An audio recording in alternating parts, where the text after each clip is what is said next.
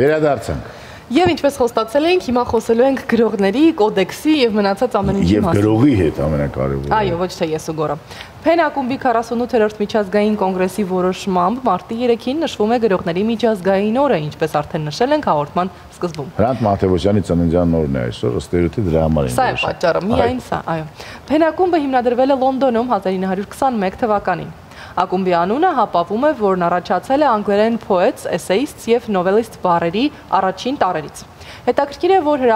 հապավումը համընկնում է նաև փեն բառի հետ, չեմ կարծում հետաքրքիր է, հատուկ արված է, որը թարգմանաբար նշանակում է գրիչ, ինչպես գիտենք։ Փեն ակումբը, ինչպես ասվում է նրա հրովարտակում, տես գրողների մասին ենք խոսում, հրովարտակում, հանդես է գալիս ի պաշտպանություն տեղեկատվության ազատության յուրաքանչյուր երկրում եւ երկրների միջև եւս։ Այն նաև պաշտպանում է գրավոր խոսքի ազատությունը եւ պայքարում է գրաքննության դեմ։ Որքանով է ազատ Հայաստանում գրավոր խոսքը, ինչ նախասիրություններ ունեն ժամանակակից ընթերցողները եւ ինչ խնդիրների հետ է բախվում արդի գրողն այսօր։ Այս եւ մի շարք այլ հարցերի շուրջ զրուցելու ենք արդեն տաղավարում, մեր հյուրն է արձակագիր Դավիթ Սամվելյանը, բարև ձեզ։ Բարի լույս։ Բարև ձեզ, ինչպե՞ս եք։ Լավ, շնորհավորում ենք։ Շնորհակալ եմ։ Մենք տեսեք եթերի սկզբում հենց այստեղից էլ արի սկսենք, հա, եթերի սկզբում ես ու Գորը փորձում ենք հասկանալ, ես ասում եի, որ ոչ կա ինչ-որ sense կոդեքս չես, չգիտեմ հայերեն ինչպես ասել, կան ինչ-որ երևի թե էթիկայի կանոններ, հա, որոնց հետևում են նաև գրողները։ Այո, գրող ունի։ Գորը ասում է, որ ոչ, օրենք չկա, կանոն չկա, դա լիարժեք ազատ աշխարհ պիտի լինի, որտեղ մարդը պիտի ստեղծագործի։ Ես չեմ պնդում, հարցնում եմ դες։ Դե տեսեք, ընդհանուր առմամբ, երբ որ վերցում են գրողին 20-րդ դարի միջև կեսերը, անգամ 80-ականները, հա, եւ վերաբերմունքը մոտեցումներ տարբեր եւ նրանց գրելու թեմաներն էին տարբեր, սկսած գրաքննությունից եւ այլն։ 21-րդ դարում գրողը ընթերցողը այնքան են մոտեցել, որ արդեն այդ գրողի մասին պատկերացումները, որ գրող անպայման պետք է մահացած լինի, չէ, այդպես է մեր հասարակության մեջ ընդունվում։ Ամեն ինչը վերած, այսինքն սահմանները ջնջվել են, այսօր փառք Աստծո չկա գրաքննություն, նրանք յուրաքանչյուր ստեղծագործող գրում է այն մասին, ինչը ինքը կարևոր է համարում եւ այնպես ինչպես կարողանում է։ Մնացածը արդեն հասարակության միշտ շերտեր եղել են, որ ընդունում են գրածը, չեն ընդունում եւ թեմատիկ առումով եւ ոճային առումով, այնպես որ ընտրության հնարավորությունը այսօր մեծ է։ Այսինքն գրողը ազատ է։ Միանշանակ։ Գրողը ազատ է եւ կարող է գրել այն, ինչ որ նա մտածում է։ Անկամ գրողներ կան գրում են, չեն հրատարակվում, հա, բայց այսօր հարթակը կա, որ հա կան կայքեր, վերջի սոցիալական ցանցը, որտեղ հայտնի են դառնում, ավելի շատ, բայց պոեզիան է, հա, սոցիալական ցանցերում շրջանառվում։ Բայց ենթադրում եմ, գուցե էլի զուտ ենթադրում եմ, որ կան չէ ինչ որ չգրված օրենքներ, որոնք կարևոր են, որոնց հետևում ես։ Պայմանական մեր օրինակով հաղորդավարը, որը կադրում երևում է, չպիտի բաց ուսով լինի կադրում։ Սա օրենք չէ, ոչ մեկ այսպես չի պարտադրում եւ գուցե ասենք անցյալ դարի օրենք է, բայց միևնույն է, էսթետիկ չէ, երբ որ դու ուսդ բացում ես ու եթերում, չգիտեմ, Ո՞վ տղամարդկանց հարցրել ես։ Ինչի էսթետիկ չի։ Երկու հաղորդումների մասին չենք խոսում։ Ասելով չէ։ Տեսեք, մեր հասարակությունում իմ կարծիքով այդ ձեր ասած կոդեքսը մի թեմա կարող է առնչվել, որովհետև նմանատիպ նախադեպ եղել է, երբ որ գրվում է բանակի մասին։ Այդպես բանակի մասին վատ գրել չի կարող։ Հա, հետապնդումներ են լինում եւ այլն, քաղաքական թեմայով իմ կարծիքով յուրաքանչյուր գրող այնքան արհեստավարժ պետք է լինի, եթե ուզում է թեմային մոտենա, ապա այդ սովորական։ Դուք հիմա խոսում եք հայկական, իսկ առհասարակ գոյություն չունի այդպիսի բան։ Եթե հյուսիսային Կորեայում չենք ապրում, էլի։ Հուսով ենք, որ լսեք իմաստուն մարդկանց։ Շատ լավ։ Լավ է, որ յուրաքանչյուրը ազատ է եւ կարող է ստեղծագործել ազատ պայմաններում, բայց այստեղ նաեւ խնդիրներ են առաջանում, պայմանական։ Մենք հիմա շատ ենք առհասարակ հանդիպում ենք այերով խոսքը բոլորս մեր առօրյայում, բայց այերով, ասենք, գնալու ա, երգելու ա, գրելը այսպես եւ դա բերել գիրք, հիմա էլի դարձել է շատ արդի։ Արդյոք սա խնդիր է կամ խնդիր կարող է առաջացնել հետագայում, լավ է, վատ է, ճիշտ է, սխալ է, թե ճիշտ սխալ չկա։ Տեսեք, մոտեցումները էլի տարբեր են։ Կա տարբերվելու միտում, հա, երբ որ կան հեղինակներ,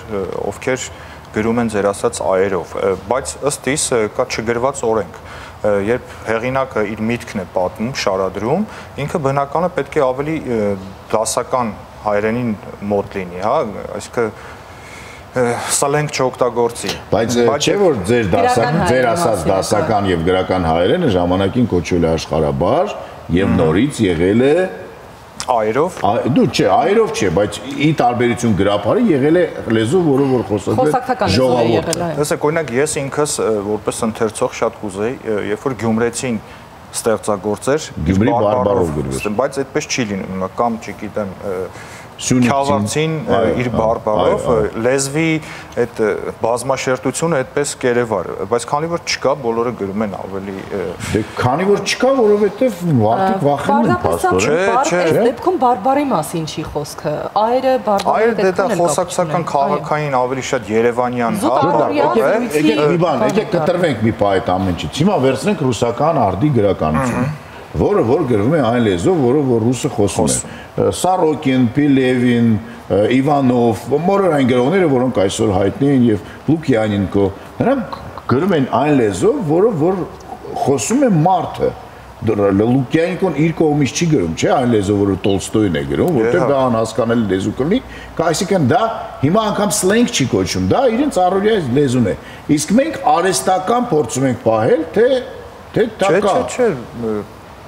ամեն դեպքում գրողի լեզուն պետք է այդ բիսեդկաներում խոսացողի լեզվից տարբերվի իմ կարծիքով։ Եթե գրողը բիսեդկաներում նստող չի։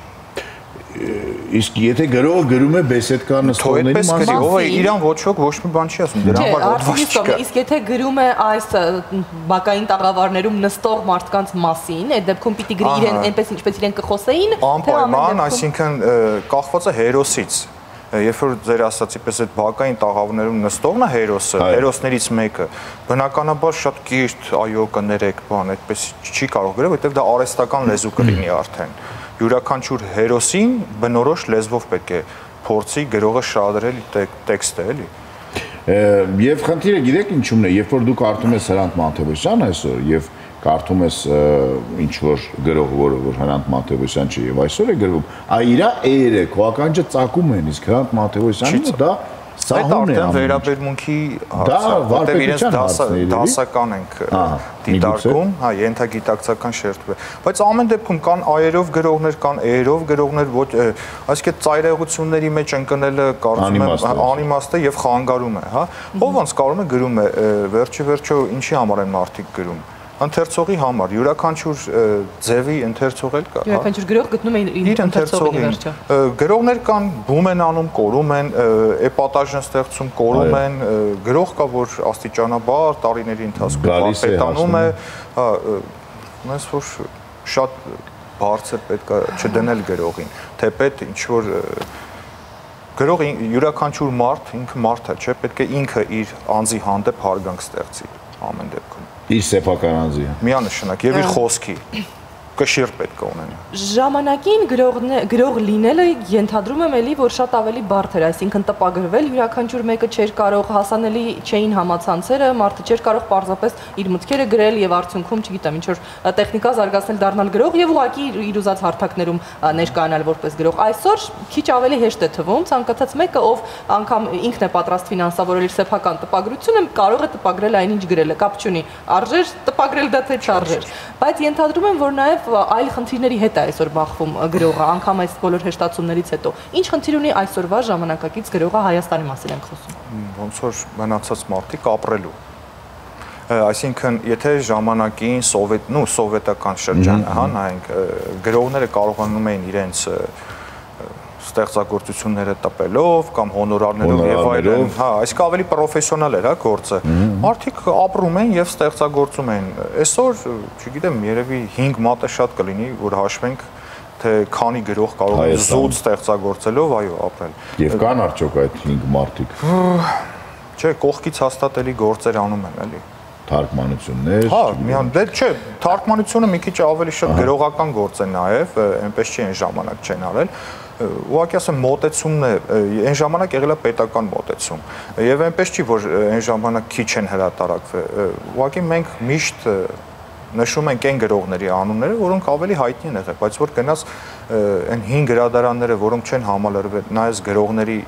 քանակությունը ահավոր շատ են եղել, կամ պահեստներում այնքան գրողների դրքեր են, հա, որ տեղյակել չենք, էլի։ Սա նշանակում է, որ մենք կարող ենք սա դիտարկելով ասել գրողը լավն է, եթե շատ է կարդացվում, շատ է սիրվում եւ ոչ այնքան, եթե այդքան շատ տարածում չունի, թե ժամանակն է դա ցույց տալու դժվար է պահին հասնել։ Չես կարող լինել գրող եւ մարքեթինգ չանես կամ քեզ մարքեթինգ չանեն, որովհետեւ հնարավոր է կան շատ լավ գրողներ, որոնց մասին շատ չեն խոսում, հա, շատ չեն հանրայնացվում, բայց կա նաև հակառակը, կան սովորական մարդիկ, ովքեր սովորական գրողներ ավելի շուտ, ովքեր շատ ավելի մեծ ընդունելություն են գտնում, քան իրանց ստեղծագործությունը, ասենք, այդ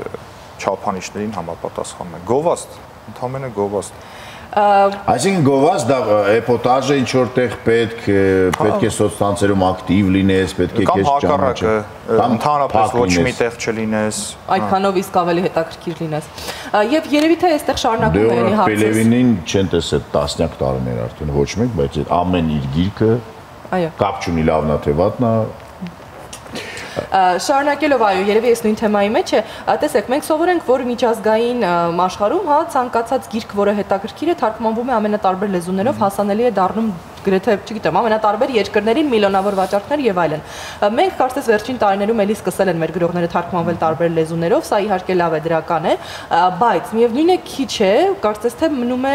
ուզում հասկանալ, այստեղ ինչն է խնդիրը։ Մենք շատ հայկական ենք գրում, հայերին հասկանալի ենք գրում, դրա համար միջազգայինը հետաքրքիր չէ, թե էլի այստեղ մարքեթինգի հարց կա, բեսթսելերներ չենք դառնում ամեն դեպքում, մեր գրքերը չեն դառնում։ Թարգմանված գրքեր։ Թարգմանված, ռուսերեն, անգլերեն, ֆրանսերեն։ Դա ամենամեծ խնդիրն է, տեսեք, երկու ձև է ընդհանրապես թարգմանություն կատարում եւ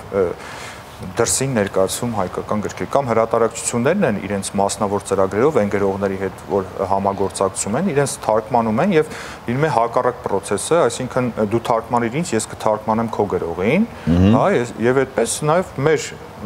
ընթերցողների համար է լավ լինում։ Եվ կա պետական ծրագրեր, որոնք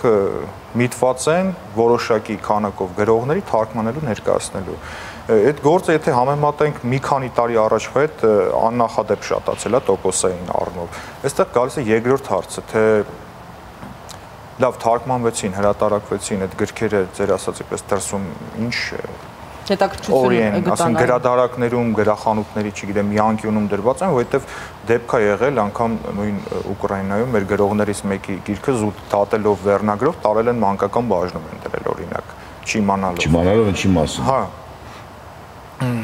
Դրա գրական գործակալի ինստիտուտն է այստեղ աշխատում եւ պետք է լավ աշխատի եւ պետք է շատ լինեն,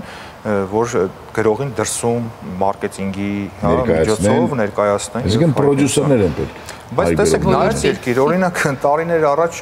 ռուսներին երբ որ ներկայացնում են ինչ-որ բան թարգմանելու ռուսերեն հայ գրողներից, նրանք միշտ ասում էին, դե գիտեք, գնացեք մի 3-4 լեզվով թարգմանվեք, ասենք անգլերեն, ֆրանսերեն, հետո մտածենք ձեզ կթարգմանենք, թե չէ։ Մեր մոտ էլ հակառակ process-ն է լինում, մեր հասարակությունը ընթերցասեր ընդունում է այն հայ գրողներին, օտար, հա, լեզվով գրող, որոնք մեծ հռչակ են ձեռք բերում։ Օրինակ նույն Ռուսաստանում կան շատ գրողներ, հա, բայց մենք գիտենք երկուսին մաքսիմում, հա, եւ թարգման նրանք թարգմանվեցին, բայց նույն գրողների գրքերը, երբ որ ռուսերենով լինեն, կամ ուրիշ գրողների գրքեր հայ ռուսերենով լինեն դրված, հաստատ ընտրությունը գրախանութներում նրանց վրա չի կանգնելու, էլի, որ կարդան։ Բայց ամեն ինչ ընթացքում լավ կլինի։ Լավ կլինի։ Հուսանք, լավ կլինեն հայկական Ջորջ Մարտիններ, Սթիվեն Քինգներ, Իրվին Յալոմներ։ Ինչ բարդ է դա ավելի։ Բայց տեսեք, մենք մտածում ենք, թե այն գրողներին, որոնք օրինակ ամերիկացի գրողներին, հա, Ջորջ Մարտինը կամ չգիտեմ, մնացածը, որ այն անունները գիտենք, մտածում ենք այդքան գրողն է եւ ով գրում է, ով ենթադրենք անգլիացի գրող է, հայտնի է դառնում։ Այդպես չի միանշանակ։ Եթե հա, միլիոնավորից 2 հոգին է, բայց այստեղ եթե 5000-ից ենթադրենք երկուսը կամ մեկն էլ անուն ունենան, արդեն իրենց ընթերցեն։ Տոկոսային հարաբերություններ աստ, դա ոնց որ գիտեք, մեր ծանրամարտիկները ու եւ չինացի ծանրամարտիկները, դրա համար Եթե շարունակենք էլի այս նույն թեման, արդյոք կարող ենք ասել, որ այն թեման, թե ինչի մասին գրվում է, եւս կարևոր է, ինչու եմ հարցս տալիս։ Պատերազմի մասին գրված գրքերը, թեպետ ցավը կարծես թե պիտի լինի բոլորին հասկանալի, հա, թե ինչի մասին է խոսվում, որովհետեւ կորուստ է, ցավը ապրում է եւ այլն, միևնույն է, կարծես թե մեծ արձագանք էլի չեն ստանում, թե շատ է խոսվում, թե սխալ է պատերազմի մասին անգամ Հայաստանում գրված գրքերի 90%-ը որպես գրական ստեղծագործություն իրենից արժեք չի ներկայացնում։ Որովհետև ավելի շատ պատեհապաշտական այդ էմոցիաների տակ են գրում, ով ասես գրումը մեկը ցավոք ինչ-որ կորցրած բարեկամ ընկեր է ունում եւ իր պարտն է համարում անպայման անդրադառնա։ Okay, որպես հիշատակի համար լավ, բայց պետք է ժամանակ անցնի, որ մաղվի, հա, օրինակ պատերազմի թեմայով գրողներից այս վերջի շրջանում, ասենք ամենահայտնին Լևոն Խեչյանը, որովհետև եւ որպես մասնակից եւ որպես պրոֆեսիոնալ գրող, տարիներ անց, իսկ այսօր ամեն շաբաթ մի նոր գիրք ես տեսնում, որ լույս է տեսնում, դրանք ելուր մնաց թարգմանվեն, էլի մի քիչ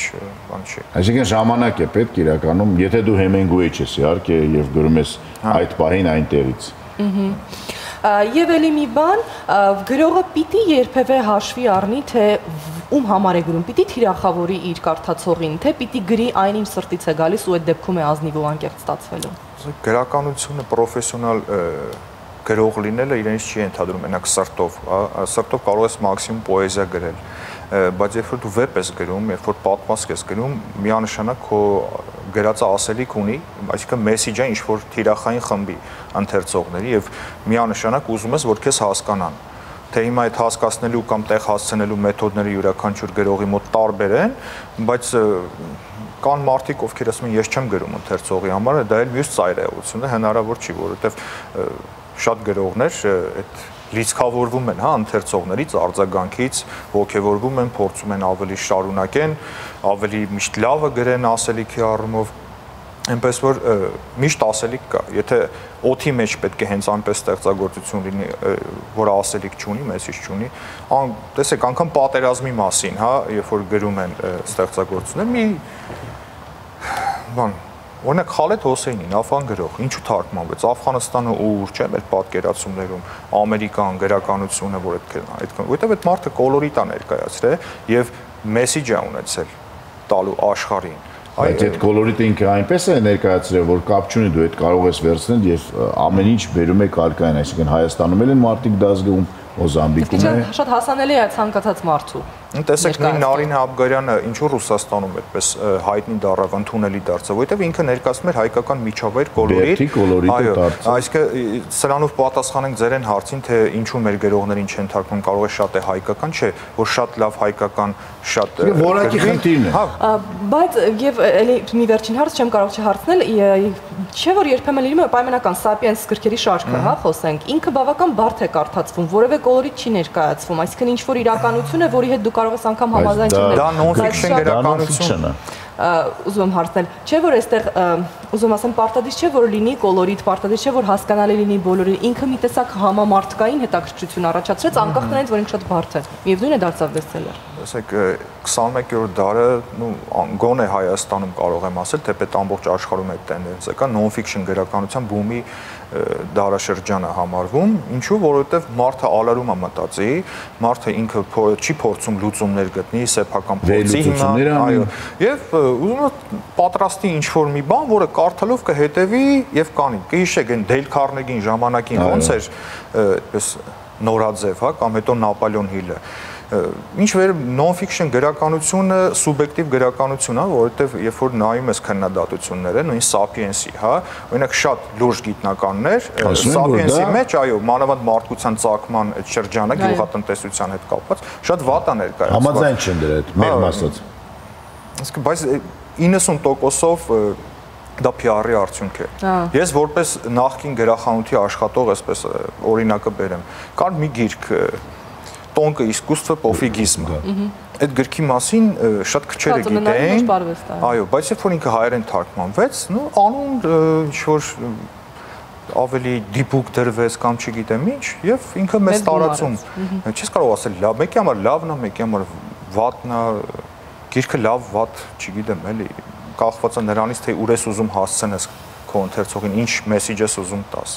Ի վերջո յուրաքանչյուր գրող, ինչպես ընթացքում էլ ասացինք զրույցի, գտնում է իր ընթերցողին, կարևոր է շատ կարդալ եւ գուցե հազարավոր գրքերից հետո դուք գտնեք այն լավագույն 10 գիրքը ձեզ համար, լավագույն 10 գիրքը, որ հենց ձեր սրտի մասին են, չգիտեմ, ձեր սրտին է դիպում։ Առհասարակ կարևոր է կարդալ։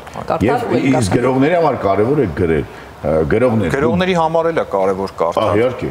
Գրել կարդալ, այո։ Լավ գրելու համար պետք է լավ կարդաս։ Շատ լավ, շնորհակալություն ձեզ զրույցի համար։ Հիշեցնեմ, որ մեր հյուրն էր արձակագիր Դավիթ Սամվելյանը, այնպես որ գրենք կարդանք սիրելի հեռուստադիտող, մեզ մոտ այս պահին կլինի կոմերցիոն գծի։ Արի մենք ուղղակի կարդանք, դուք նաև գրեք եւ կարդացեք։ Մենք կարդանք, դուք գրեք։ Գովազդ մեր եթերում։